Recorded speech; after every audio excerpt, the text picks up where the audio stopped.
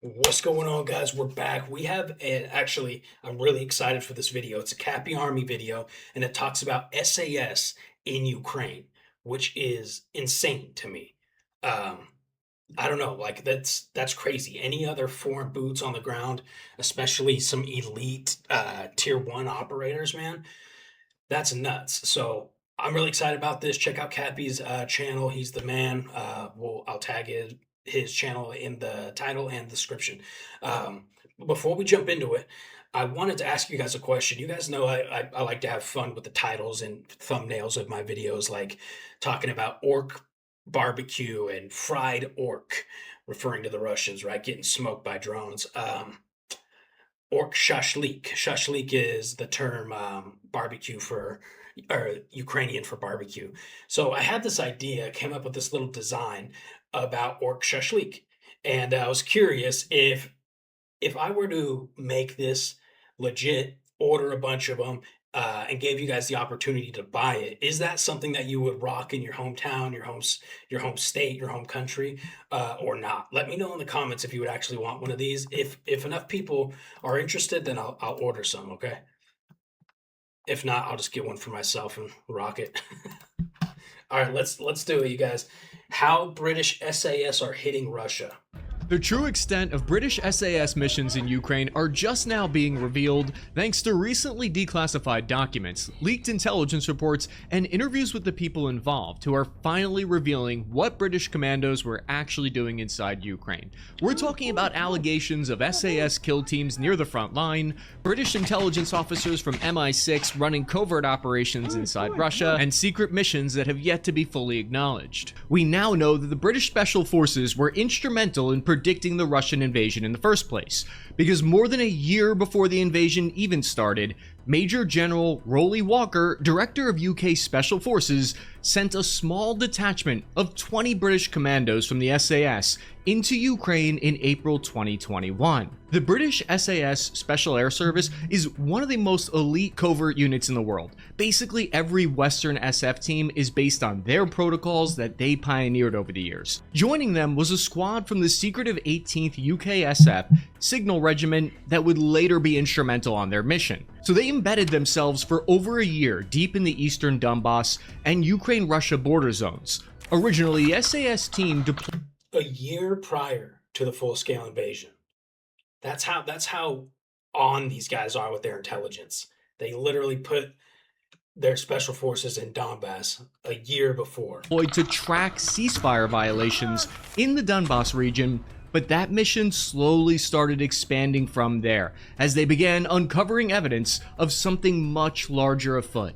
Whether you're an SAS operator behind enemy lines or just a guy on the internet like me, it's important to protect your data with today's sponsor, Delete Me. Data brokers have access to your information like your name, address, email, relatives, occupation, and more creepy stuff. I was getting scam calls constantly because of this where they're asking for my bank information. So my favorite thing about Delete Me is it's like having my own personal cyber warfare security team. The way the dashboard works is it's really easy. You just sign in online and it gives you immediate full display of your results. So since last year, they had 18 exposures of my information removed, and it shows me that they reviewed over 2,500 pieces of exposure information. There's an awesome feature where if you find your personal information out there on a website, you can submit a custom removal request and their privacy advisors will work to remove it immediately. It saved me 34 hours from searching for results and 5 hours saved from having to go and remove those listings myself for the past few months. So Delete Me is great peace of mind for me and my family. And if you want to stop scam callers and keep your privacy, just go to joindeleteme.com/CappyArmy and use my promo code Cappy for 20% off, or click my link in the description or pinned comment below. Back to the episode.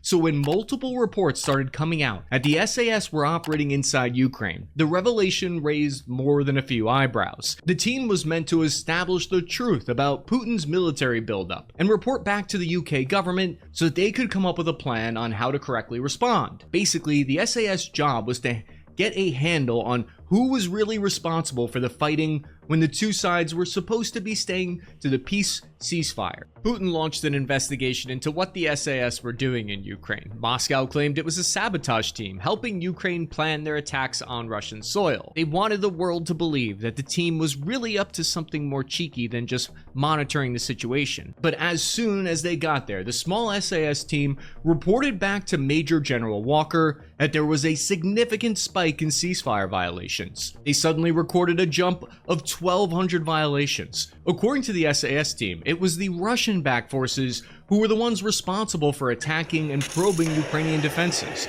The red flags were reaching goth girl levels. To further confirm what they were observing on the ground, Commander Walker sent in a RAF Rivet Joint Surveillance aircraft, because trusting one source of intelligence on the ground is how you end up explaining yourself to Parliament later. The aircraft flew a secret mission over Ukraine and the Black Sea designed to soak up communications from the Russian military. The aircraft was flying over incredibly dangerous airspace, where Russian air defense was known to shoot down anything that looked remotely suspicious. So the UK Joint Rivet Surveillance aircraft flew over hostile airspace for 7 hours, and they soaked up secret talks between Russian commanders on the ground. A senior UK military source said, quote, "There's a lot of activity, and it's hard to tell what the true picture is without having resources on the ground. So we have deployed a very small force supported by a specialist communications team. The team has a significant capability, and we are working with others in a joint operation to identify areas of concern for our air assets to investigate."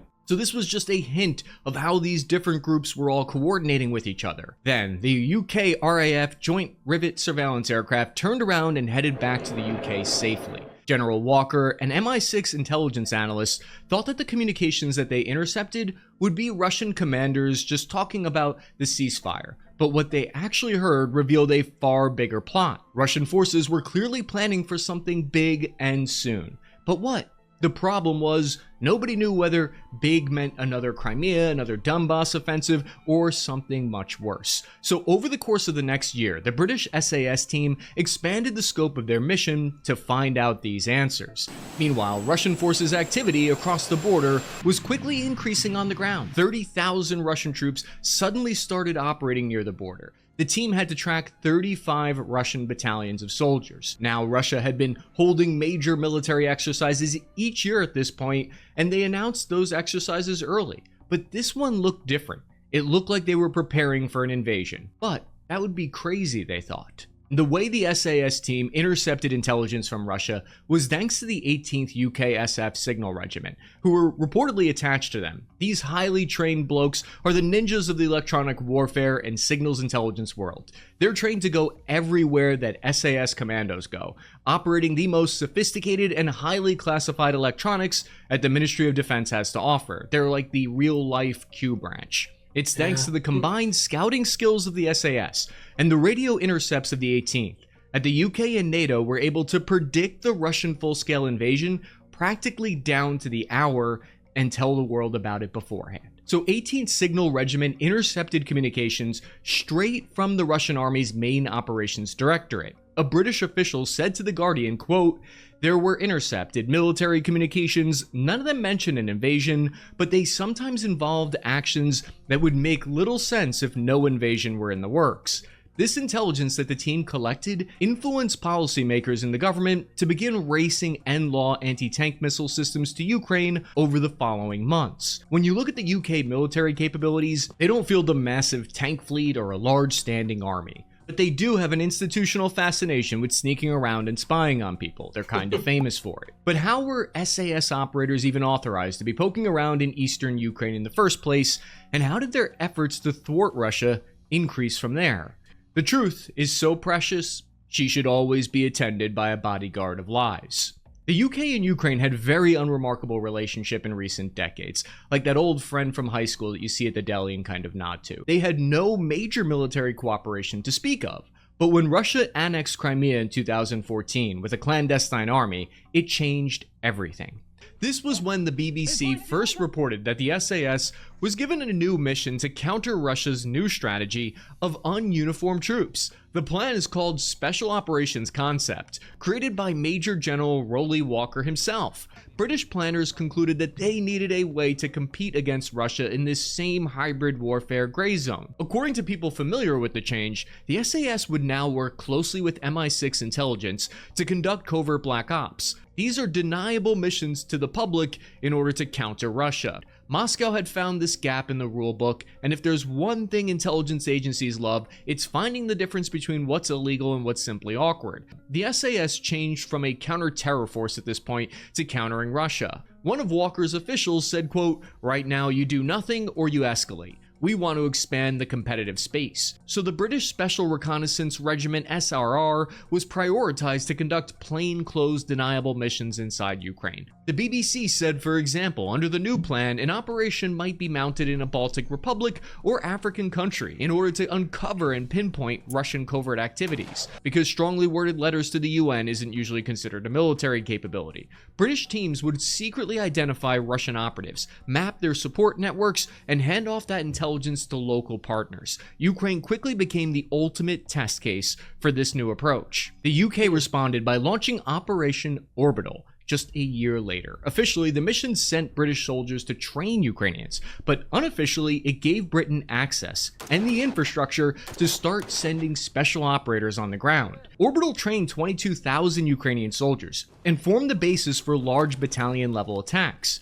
UK special operators set up the logistics lines that delivered those NLAW rockets to the front line. What started as a fact-finding mission was quickly becoming a British effort to prepare Ukraine for what the SAS increasingly believed was inevitable.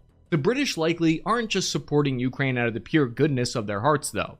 From London's perspective, Ukraine is fighting so NATO doesn't have to. The UK military sees this special forces deployment as a low-cost, small-footprint way of ensuring it doesn't quickly become their problem. His Majesty's government signed deals with Ukraine to produce warships together, tying their economic and military interests closely together.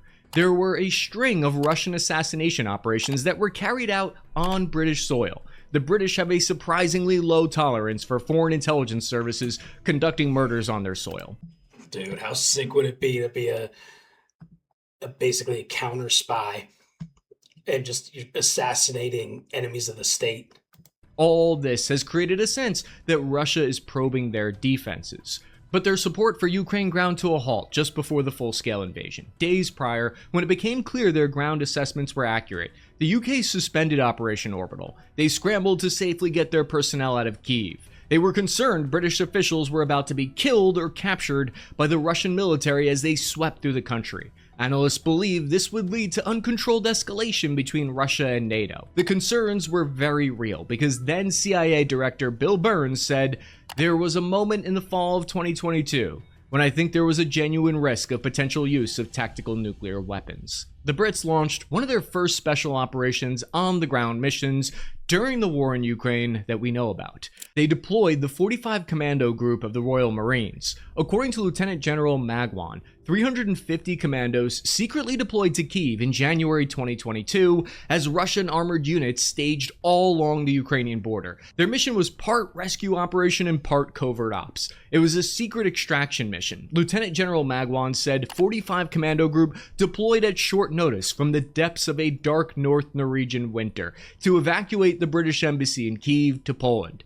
The go-to 999 international emergency force, if you will. Up until now, the British mission had been about preventing a disaster. Now it was about surviving one. After spiriting the British embassy staff to safety as the war kicked into high gear, the commandos actually then slipped back into Ukraine to provide close protection for sensitive British personnel that were still in the country. Not a bad start to the mission. Fly into a country that's about to be invaded, rescue diplomats, leave, then immediately come back. All while the world was inches away from an international catastrophe. There was a number of sources that claimed to see British SAS in Ukraine. A Polish government minister and a reporter said that they personally saw the unit operating near Bucha during a visit in the early days of the war near Kyiv. The minister said, quote, "We passed the last checkpoint and met British special forces. Uniformed with weapons, they moved the Ukrainians in trucks and off-road vehicles with artillery radars. They were tracking targets. They were learning about this war," end quote. Artillery radars observe where rounds are coming from. They allow for precise firing solutions back at the source. If this Polish account is true, the SAS were showing their Ukrainian counterparts how to hunt Russian artillery pieces that were raining hell down on their cities. But their efforts appeared to be paying off. The NLAW munitions that the UK helped deliver shredded as much as 40% of the Russian tanks in the early days of the invasion.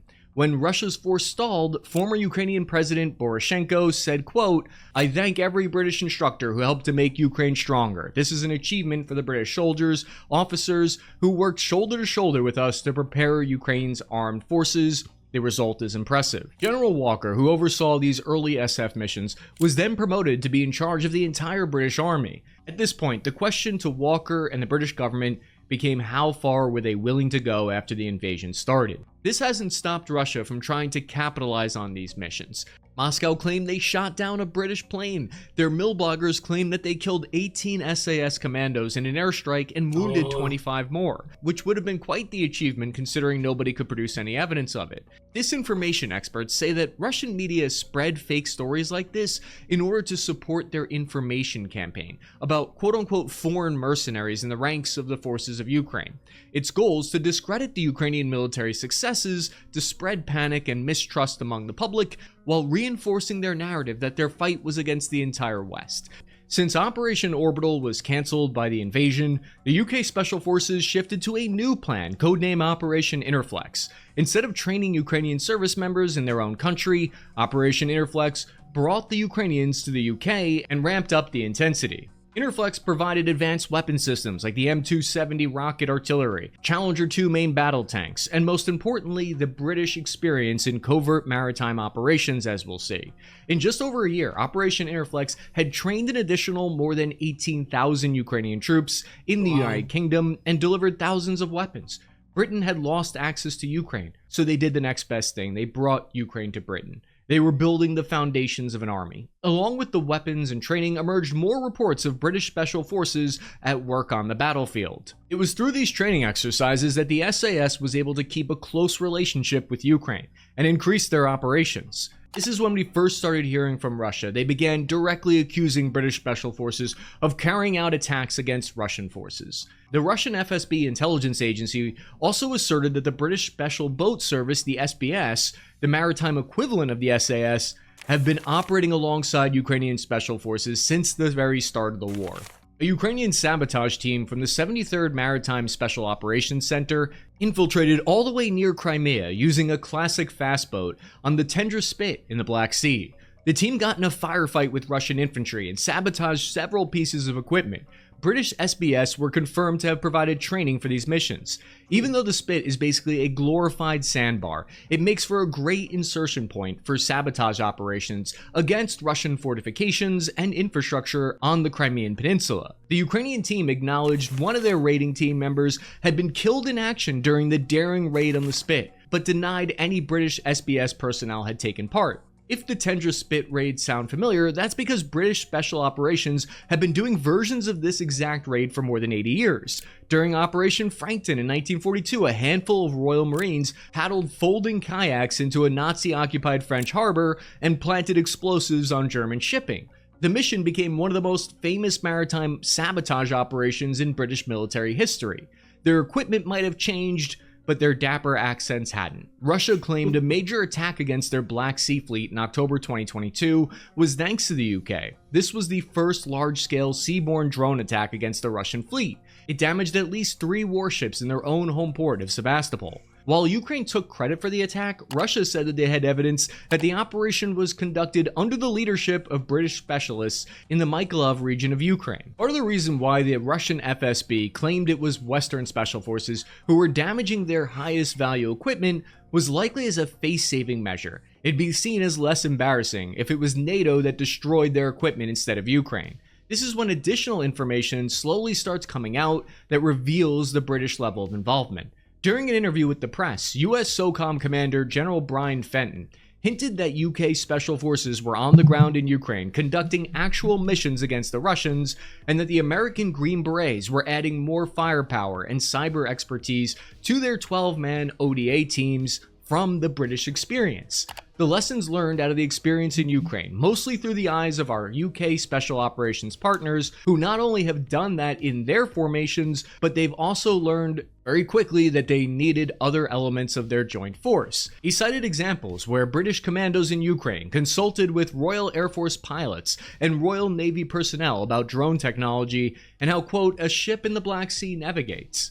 It's safe to assume Captain Price led an SAS boarding team into that ship. The UK declined to comment on General Fenton's statements. It's their official policy to keep all British Special Forces activities secret. The SAS official motto is "Who dares wins." Their unofficial motto is "No comment." General Magawan also dropped some hints that the commando unit teamed up with other UK and NATO agencies while they were in country. During both phases, the commandos supported other discrete operations in a hugely sensitive environment and with a high level of political and military risk. Then, the Russian government claimed that the SAS were actually setting up a full-blown command center inside Ukraine. This is when Russia begins to denounce the UK as a de facto party to the conflict. According to them, the SAS launched and coordinated a whole campaign of sabotage raids against Russian forces from this relatively safe haven in the west of Ukraine. A Russian investigation determined that the unit had up to 20 SAS soldiers operating throughout Ukraine from the Lviv base. The UK's response was as cryptic as always,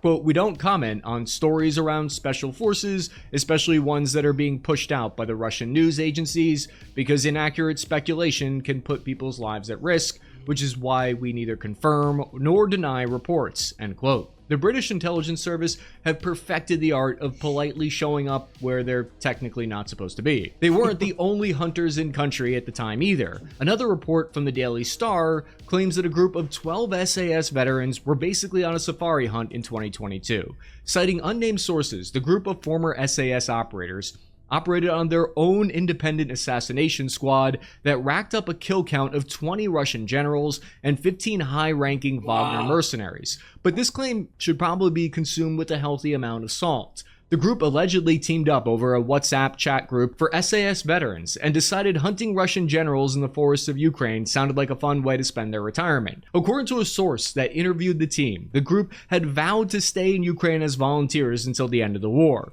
Quote, "They know they can't afford to be taken prisoner because in all likelihood they would be tortured, tried, and executed as foreign mercenaries." I've watched hours of combat footage from the war in Ukraine, and there are a number of interesting firefights that I've seen that feature British accents and shooting techniques that indicate very advanced training. This is the Legion. There's voices inside! Break! Break! Combat footage aside, the British And we've seen that video, and at least in my opinion, again, I'm no super operator, but we did see some kind of confusion and some mistakes made that I don't think a tier 1 asset would make, even in Ukraine. Remember when they threw that frag into the back room and it filled up with smoke, and then they all just charge in with their flashlights? Nobody could see anything. And I've done that, right?